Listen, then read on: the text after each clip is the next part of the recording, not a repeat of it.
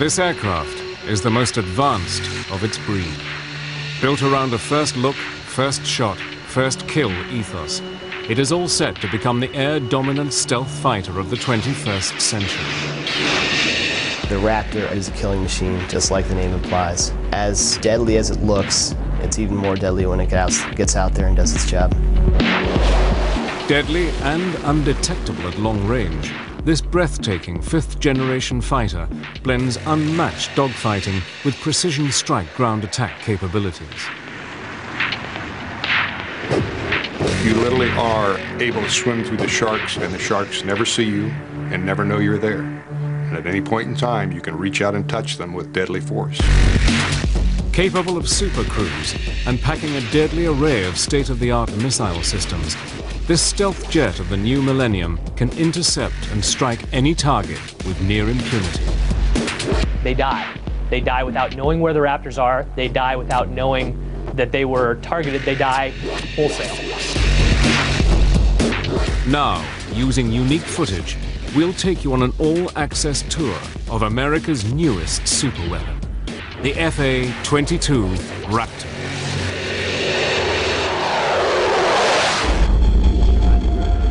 (1981). In his first press conference as chief executive of the United States, Ronald Wilson Reagan offered a deal to the Soviet leader Leonid Brezhnev. If Soviet SS-20 missiles aimed at Western Europe were removed, America would not deploy its Pershing II cruise missiles to counter the threat. Throughout the 1960s and 70s, the Soviets developed different missiles to attack in different altitude bands. You couldn't fly under the missile threat. You couldn't fly over the missile threat. You had to deal with the missile threat. One way to do that is to make suppression of enemy air defense, that is, destroying the missile sites and the radars, the most important mission for the Air Force. By the 1970s, air superiority had re-emerged as a top priority, and the US Air Force committed to building its first pure air superiority fighter, an aircraft that would eventually become the F-15 Eagle.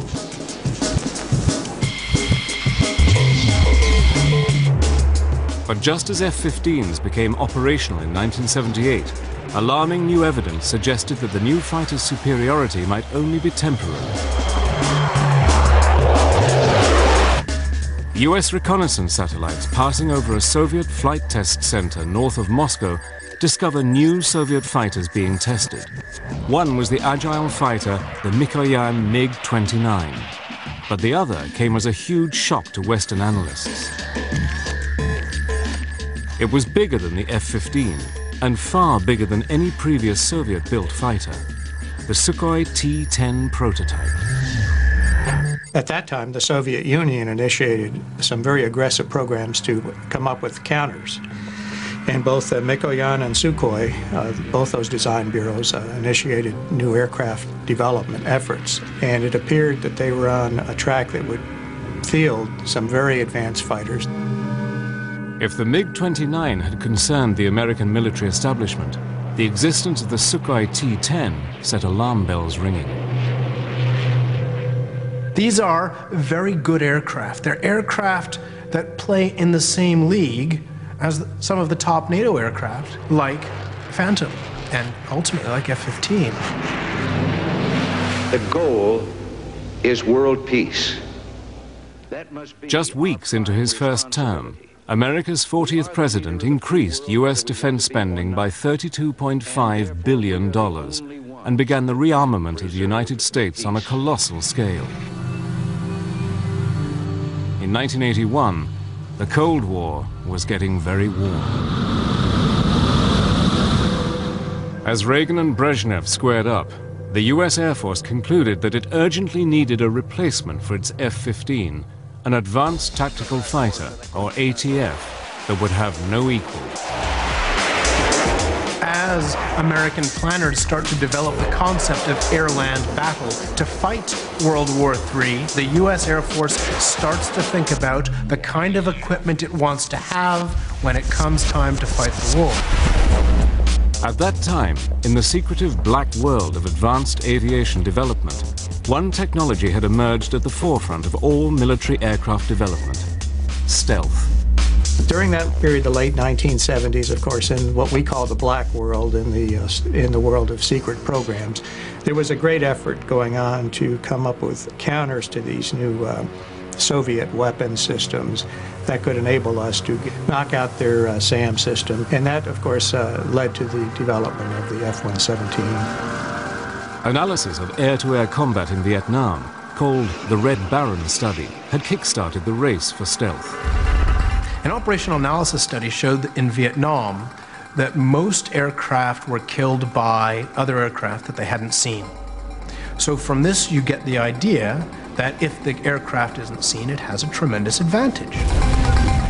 Air combat data from World War II and Korea had reinforced this need for invisibility.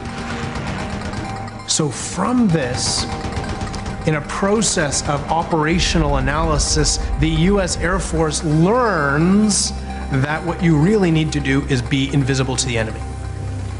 And that means that an aircraft is designed to be as near as possible invisible to an enemy fighter aircraft. Its geometry is designed to give it a very low profile, that is to make it very invisible to an oncoming fighter aircraft using high-frequency fighter aircraft radar. The principle of stealth technology is to literally make an aeroplane invisible to the enemy. An aircraft's shape must reflect incoming radio waves away from the enemy radar, rather than towards it. To further increase low observable characteristics, an aeroplane is then covered in materials that absorb radar signals, further reducing its visibility on a radar screen. Stealth doesn't mean invisible. It just means less visible. Operational analysis shows that if you apply certain computer models to air-to-air combat, the more stealthy aircraft, the one that's harder to see, is likelier to win.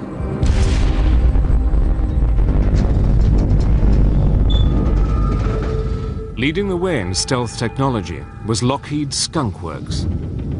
In the late 1970s, stealth wasn't widely known outside of a few companies. The ability to integrate stealth technology, shaping for stealth, and the materials was really only well known in two companies. It was Lockheed and Northrop. In 1977, amid unprecedented security, Lockheed had flown a prototype of the world's first stealth fighter. And by the 1980s, during Operation Just Cause, its F-117 had helped to destroy General Noriega's regime in Panama.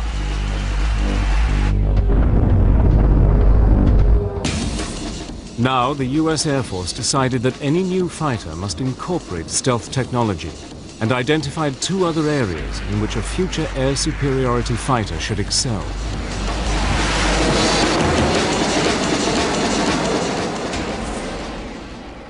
Well, at that stage of the game, it was clear that the Air Force wanted a stealthy fighter. It was also clear that they wanted an airplane that would supercruise, in other words, run supersonically without lighting off the afterburners. And they didn't want to sacrifice any of the classic fighter maneuverability. So they wanted a fighter that, besides all the new technology, would maneuver as well or better than the F-15. In October 1982, representatives from fighter manufacturers met with the US Air Force and began to identify the specific must-haves for the new fighter. At the time, there were 8 contractors that built combat aircraft in the States. 7 of those responded to our requests for proposals. From that period of 1983 to 85 or 86 was a process of refinement, narrowing down the specific parameters. It must be a supersonic cruise aircraft with a combat radius of 700 to 900 miles with reduced observables if possible. The aircraft would have to be able to operate on a 2,000-foot runway and must be easier to maintain than an F-15. The challenge had been issued. Now it was up to the finest aviation manufacturers in the world to respond. I'm a village optimist, and I have to say that the requirements were very demanding, but I didn't have any strong feeling that we couldn't do this. The Advanced Tactical Fighter program was about to begin, and the Raptor, America's 5th generation fighter, was about to be hatched.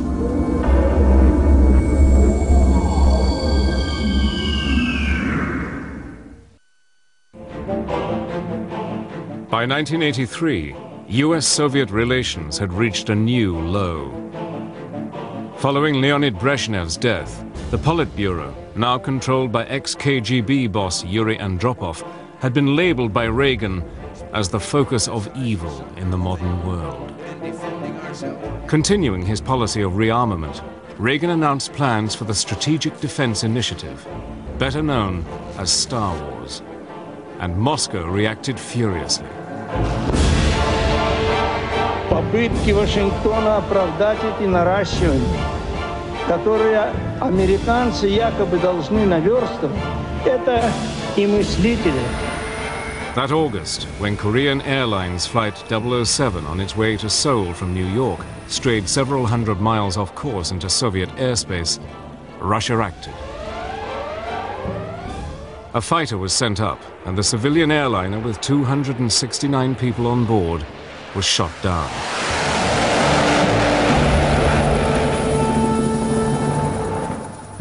The shooting down of KAL 007 sent shockwaves around the world, straining international relations almost to breaking point. What can we think of a regime that so broadly trumpets its vision of peace and global disarmament, and yet so callously and quickly commits a terrorist act to sacrifice the lives of innocent human beings?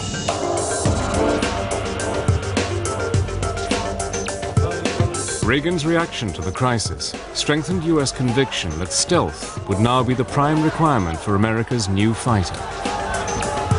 Some senior people in the Pentagon looked at the stealth requirements and decided they were inadequate, and they radically changed them. So stealth became a really major, dominant requirement in the program. In this politically charged climate, the US Air Force created its Advanced Tactical Fighter, or ATF, System Program Office. Based at Wright-Patterson Air Force Base in Ohio, Colonel Albert C. Picarillo is placed in charge of the division. One of the things we really wanted was the ability to leverage stealth in a high-performance fighter. And we also wanted this high-performance fighter to still be capable of good close-in, within visual range maneuvering capability. In fact, we wanted more than just existing capability in some areas. The manufacturers are invited to submit concepts for an aircraft with an operational radius of 800 miles, enough to allow it to operate over the entire central region of Europe from bases in central England. It should have low observable characteristics and be able to cruise at Mach 1.5 for an astonishing 600 miles. We weren't building an airplane for the 1990s, although that was what we were trying to do. We were really building a fighter for the 21st century that could take on all of the advanced threats that the Soviet Union was likely to throw at us. All of the teams would have their work cut out for them, but importantly, the military added another complicating factor. At the end of the concept demonstration phase, the decision was made by the Air Force to launch a demonstration validation phase of the program that would involve building 2 flight demonstrators, YF-type airplanes, that would then be evaluated. They didn't have to have full armament, they didn't have to have avionics, they didn't have to have stealth coatings, but essentially they were going to go out and show us what you can do. But building prototype aircraft is expensive, and no one manufacturer could afford it on their own. They all know that they must invest so much money in developing that if they don't get the contract, they're going to be so out of pocket, it's going to hurt the company badly.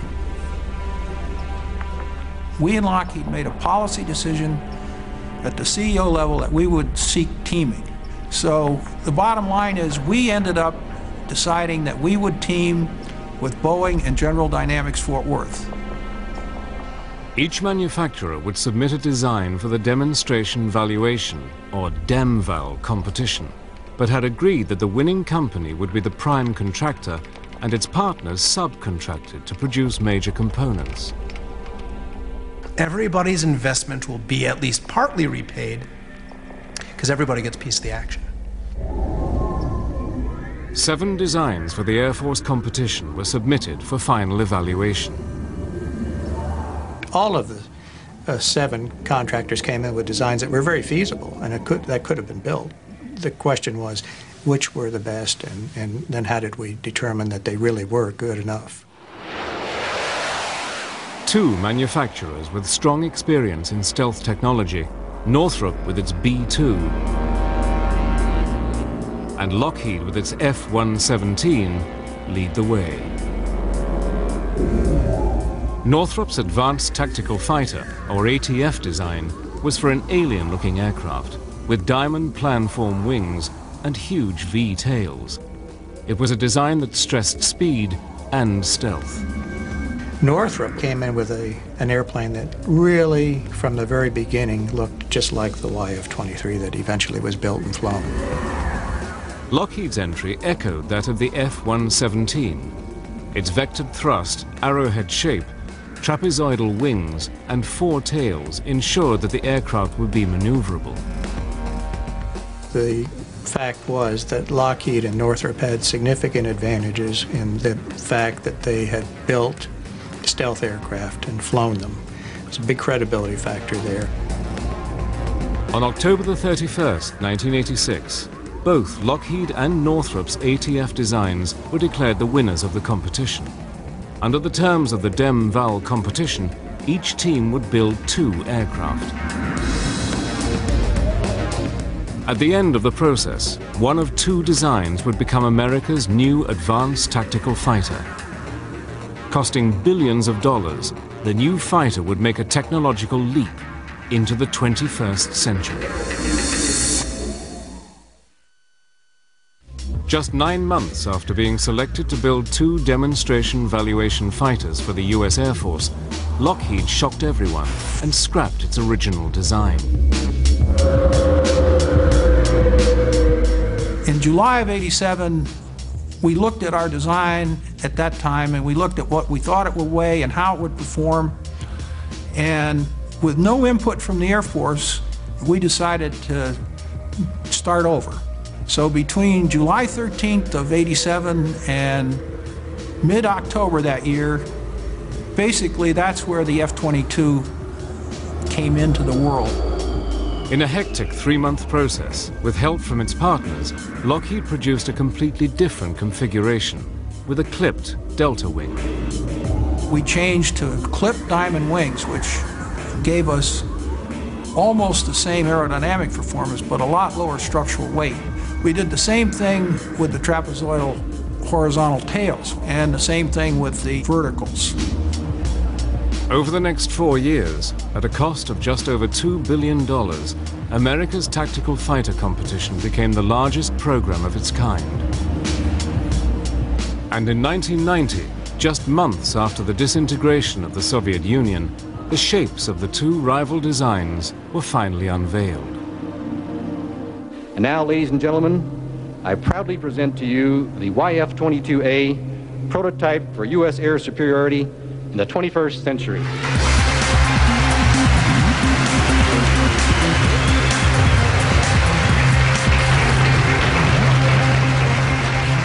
On behalf of the entire team, I am honored to present the YF-23.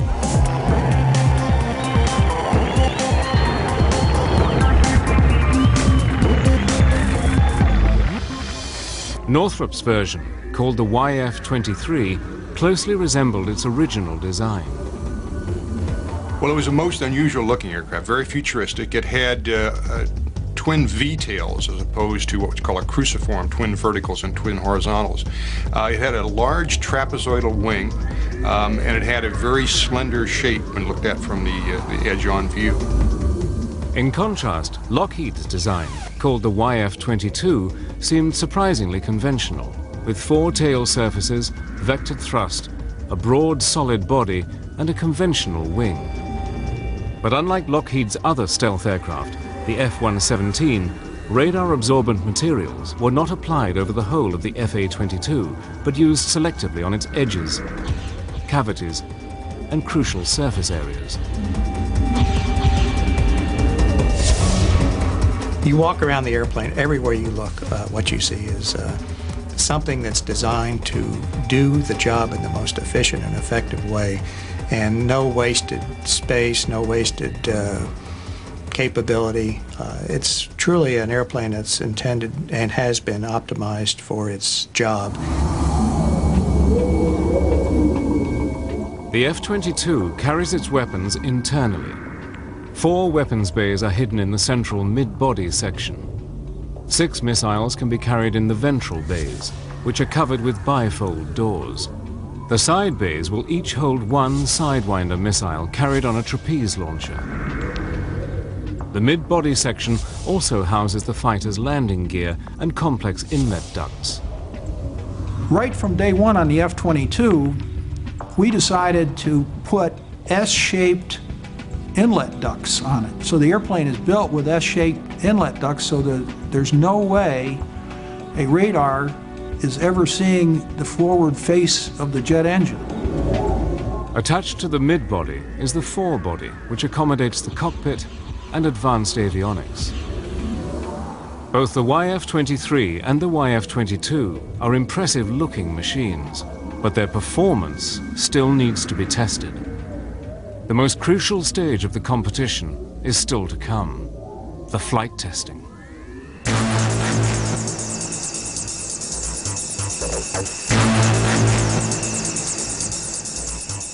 Northrop was first in the air.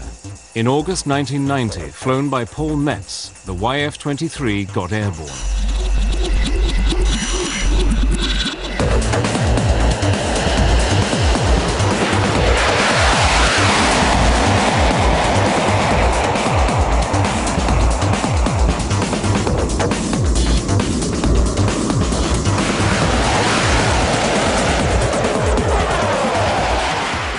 The test was a huge success.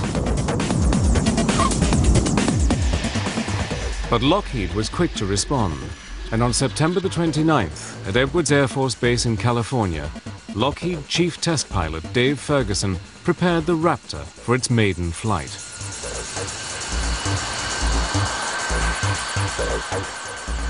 I pulled on the runway and looked down the runway. It was just a feeling of really relief and that we're going to do it. And I ran the airplane up to 80% military power. And the acceleration was just amazing. I mean, it was like an F-15 in full afterburning.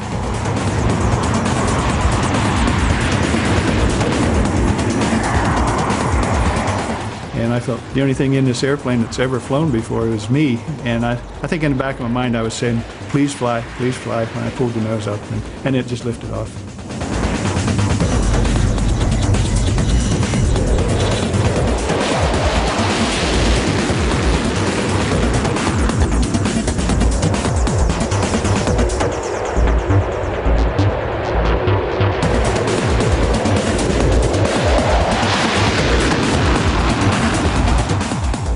I was fully aware we had a wonderful flying airplane, and the handling qualities in the takeoff and landing, or power approach as we call it, were just absolutely superb. When I landed and Sherm met me at the airplane, I said, hey boss, we really have a winner here.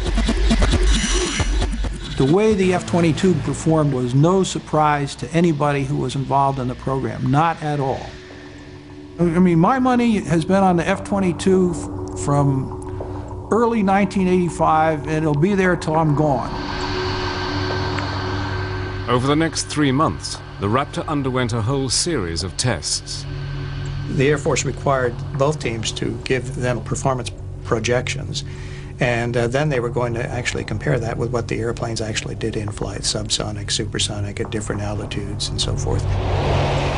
The winner of this stage would earn a contract for 650 aircraft.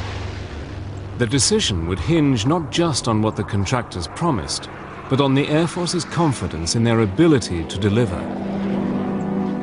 We expected to get a lot of flying done in the 90 days. We actually got 72 flights out of 2 airplanes in 90 days. And that is about as good as you can do. During flight testing, the Raptor had beaten Northrop's YF-23 in a number of crucial performance areas.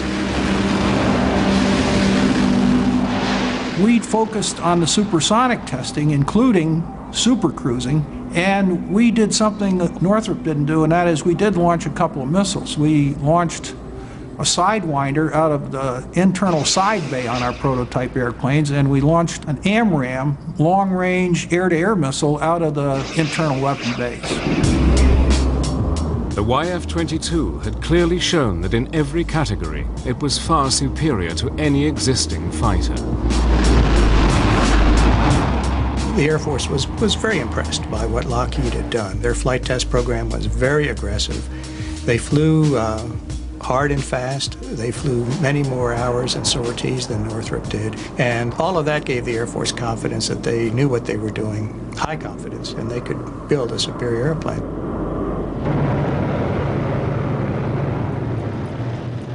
But it would be events in 1991 that would carve out the Raptor's future.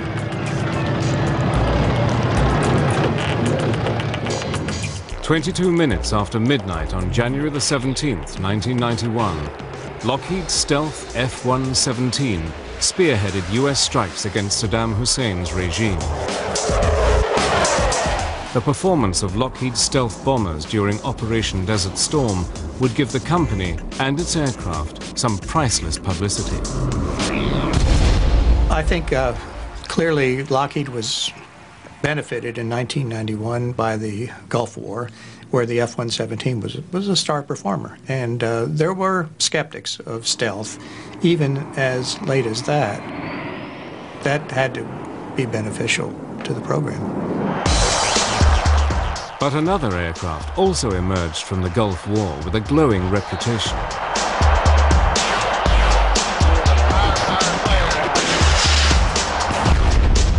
The F-15, the aircraft destined to be replaced by the ATF, had emphatically confirmed its status as the foremost air superiority fighter in the world.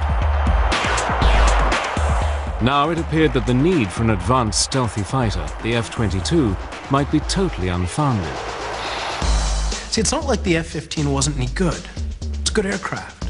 It's still a good aircraft. It will be a good aircraft for years to come. You could even just tool up the factory and keep building new F-15s. Why not? Hey, I'm gonna bring him up now. But not everyone agrees. The big weakness in their argument is they are making a statement about world conditions today and what the threats are today. The real issue is what capability you want for 2025 or 2030. The people who say you don't need this, they think the world is not going to change in the next 20 years. And that is a hell of an assertion. By April 1991, bogged down by the F-15 debate, the US Air Force prepares to announce the winner of the Advanced Tactical Fighter contract. But would the Raptor emerge from the controversy unscathed?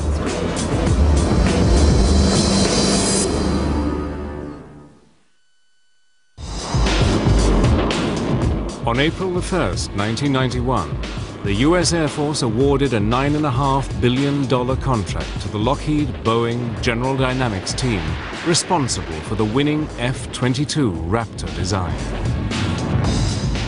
Having won the contract, Lockheed announced that it intended to locate the F-22's headquarters in Georgia, where the Raptor's forward fuselage would be built.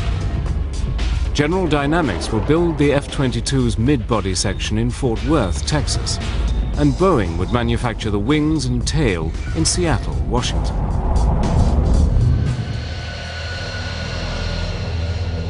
But just 8 months after the contract was awarded, the program hit its first major snag. We lost one of the YF-22s. Fortunately, the test pilot, who's a good friend of mine then and now, walked away unharmed. During preliminary testing, the unthinkable happened.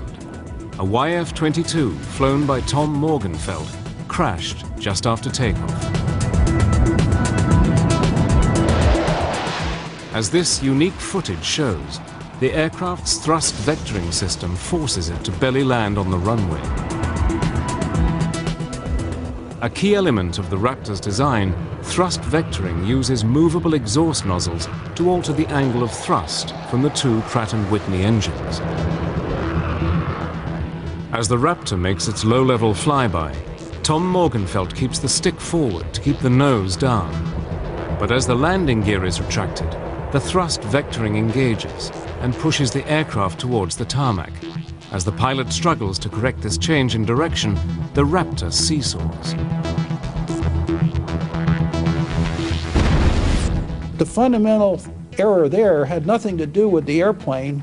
It had to do with the fact that you don't fly a green airplane and fly it at low speeds, at low altitudes.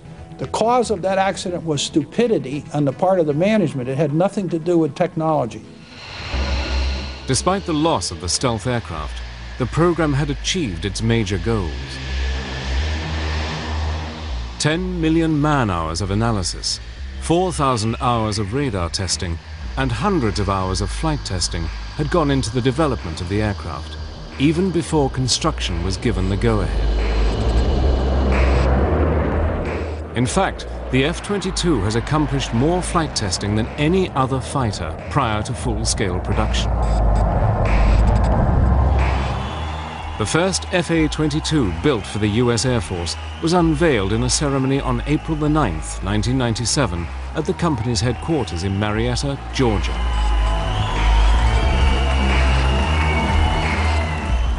Now, Air Force pilots would get the opportunity to check out the new aircraft for themselves. I would call the Raptor the Miss America of all aircraft. It's got the talent, it's got the bikini contest won, it's beautiful, it's got all the capabilities. It really wins the show in every aspect. The airplane is eye-watering. It does everything the pilot asks of it, and it is very good at what it does. First flown by the Air Force in 1997, pilots at Edwards Air Force Base have surpassed 2,000 flight test hours in more than 900 missions.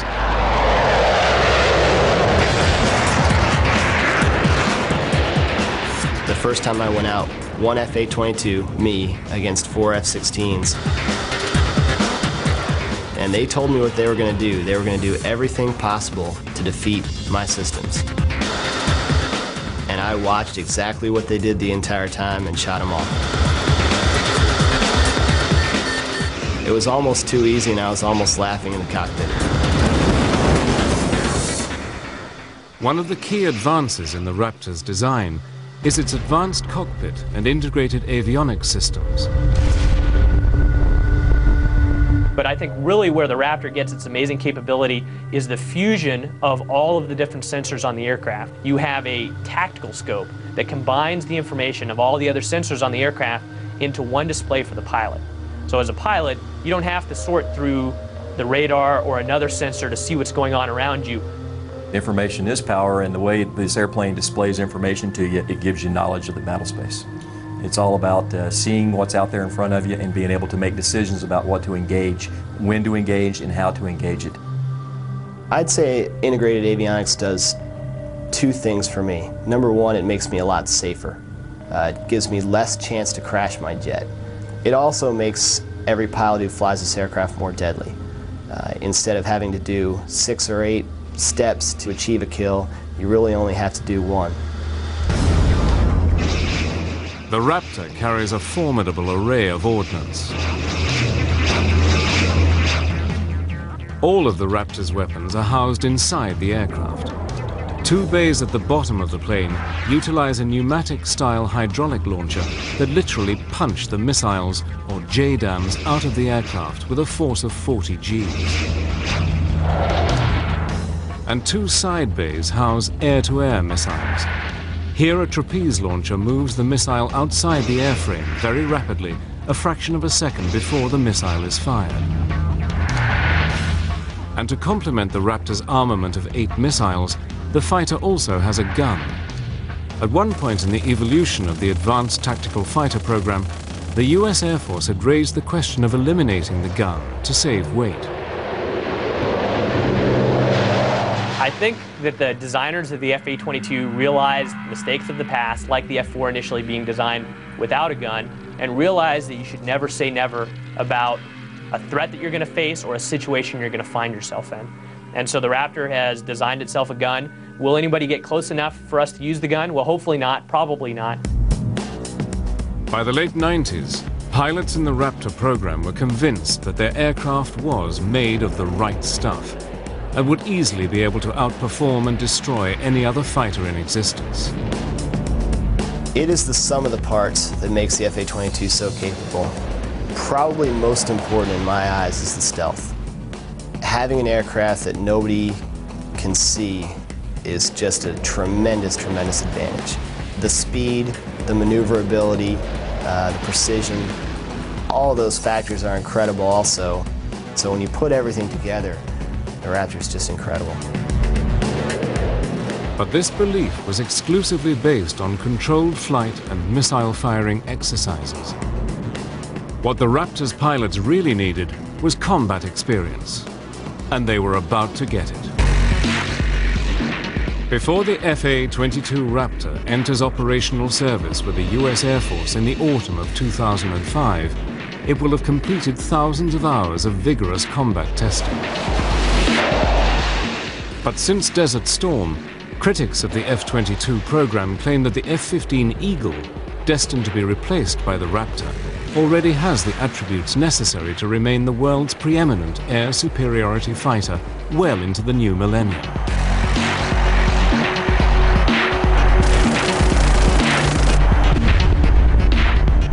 It is a view dismissed by the US Air Force. If you look at the F-15 and the F-18 and compare it with existing fighters that are sold around the world today, you'll find that today we're almost at parity. If we ever run up against an enemy that has the ability in terms of the air crew to use those enemy fighters, we will have a tough time with the current generation. The F-15 is a great aircraft, and in air-to-air it is outstanding. However, with the production of new fighters that are being produced today and also some surface-to-air threats, there are situations in the F-15 that would make me nervous.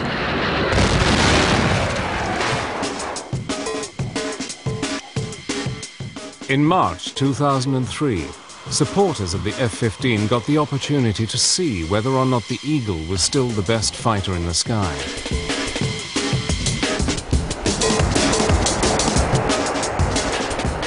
Five F-15s would go head-to-head with a single Raptor.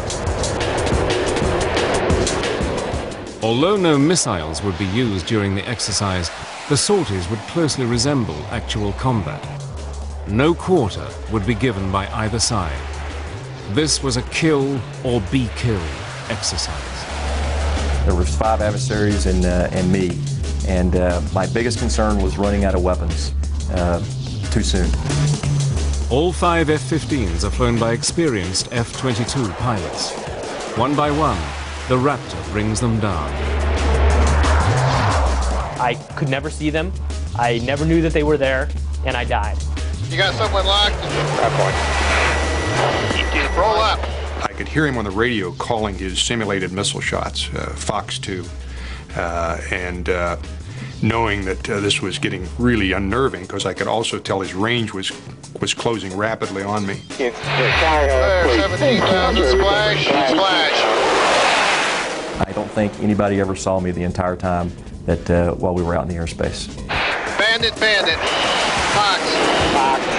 Could not find him no matter what I did, and the next time was when he flew directly over the top of my airplane. I saw him visually.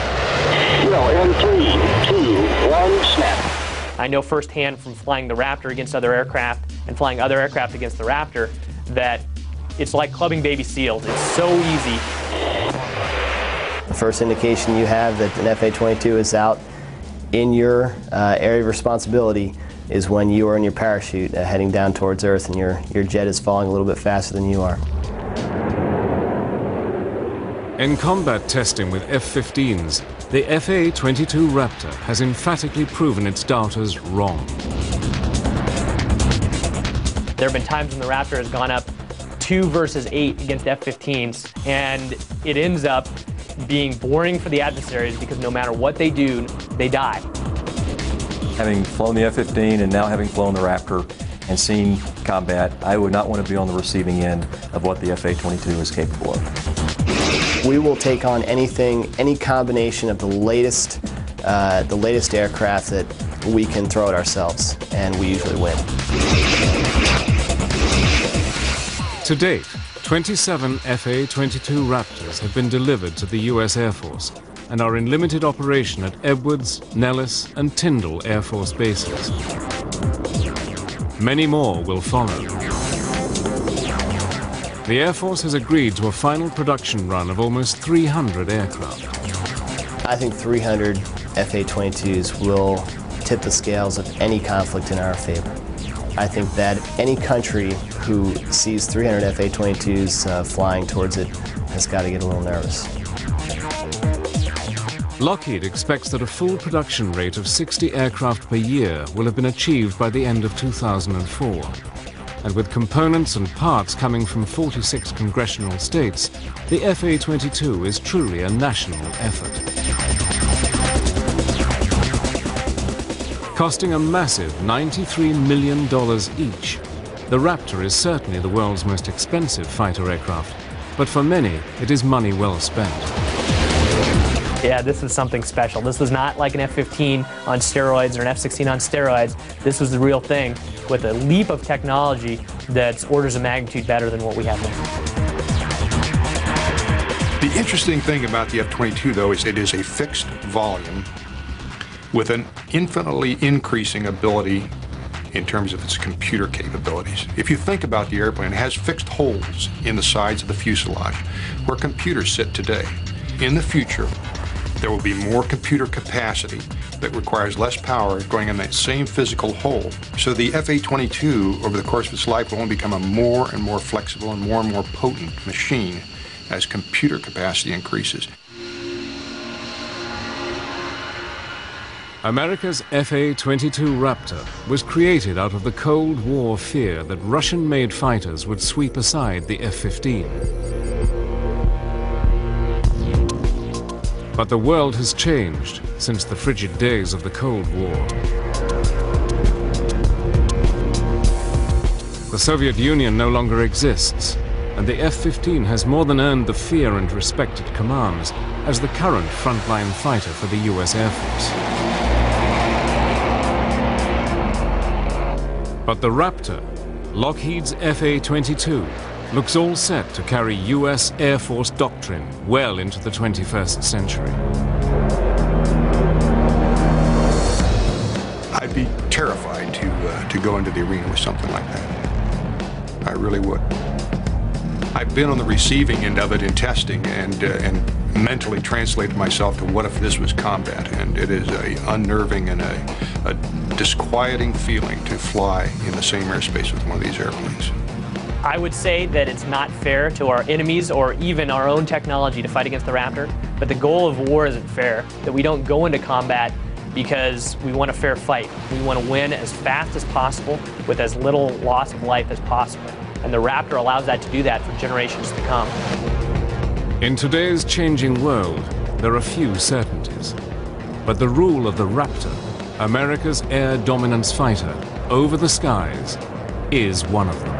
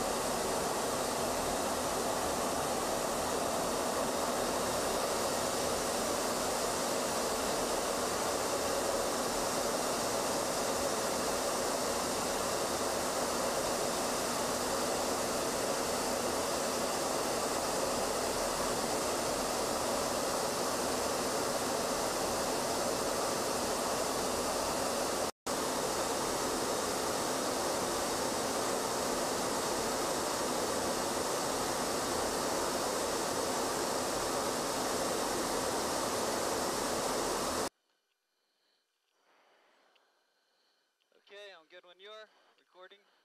Okay, we're ready. 3, 2, 1, action. Oh, beautiful. Perfect. Ready? Okay, we're ready. 3,